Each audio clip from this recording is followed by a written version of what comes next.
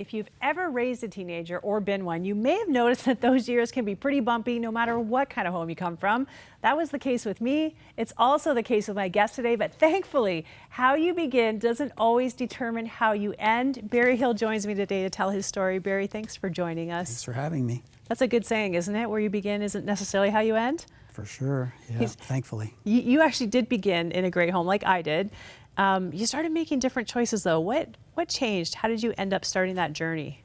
I had always loved science as a kid, and I think I won the lottery when it came to parents. You know, I had fantastic parents, but I had a shy streak in me always. And I think so when I got to my early teens, I started being drawn towards the bad boys and wanting to be cool. And so along with that came some drinking, and I kind of just forgot about school, and I just became obsessed with having fun and hanging out with these certain guys. And from there, I had been raised in a church, but I think I was listening but never hearing, and just in one ear out the other.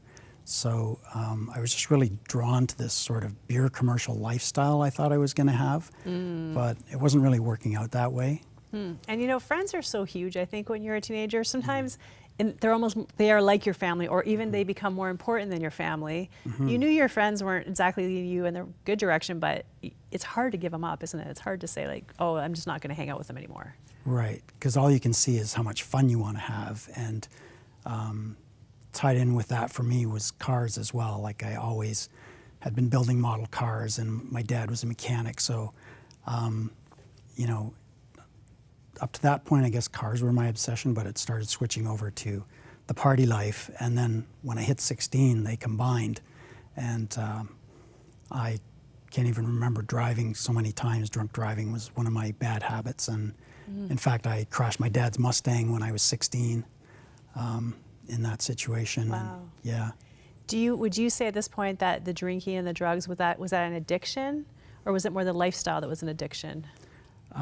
I think at first it just seems like fun and it feels kind of liberating, but then it gets to the point where you have to have it, whether it's drinking or drugs, and you're just sort of fascinated by the lifestyle, but then it starts catching up with you, and like bad things start happening, and you're also making a progression in the lifestyle to want more and more thrills, so you start doing worse and worse things.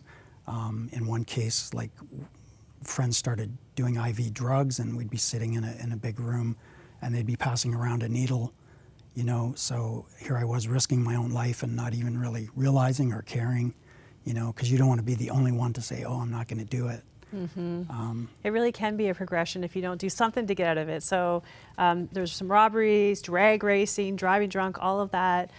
But as time went on, you're finding less and less joy in what you said, the beer commercial lifestyle. It didn't turn out to be what you were marketed to, I guess, in a sense. Right. Yeah, I started feeling this very meaningless emptiness, and I was kind of craving there must be something more. And I think around age 17 to 18, I remember seeing Billy Graham on TV preaching something, and I thought, he's right, you know, that's true. And then, but nothing was really clicking, and somehow someone at my mom's church had had bought for everyone a Good News Modern English New Testament, and I started secretly reading that without telling anyone, like a chapter a day. And because I'd become an atheist by this point, but somehow the things Jesus said just seemed so meaningful and touched me, like, "Come to me, all you who are heavy laden, and I will give you rest." And it just really powerfully spoke to me. So good. Yeah. You, just before we move into that too, a lot of your friends were dying, getting arrested. What happened to the people that you were hanging out with? Well, four of my closest friends, one was killed by a bike gang over a small drug debt. One was surrounded by police after a robbery attempt and shot himself. Another one died from an IV drug overdose. Another one crashed a stolen car when he was drunk. Wow. So this was all going on around me. But you know, you kind of thick-headed at the time. You don't it makes you think, but not as much as you should. Well, we want to continue your story because I know that you were a huge skeptic when it came to God, even though you were secretly an atheist, secretly reading the Bible. We're going to find out what happens in just a moment.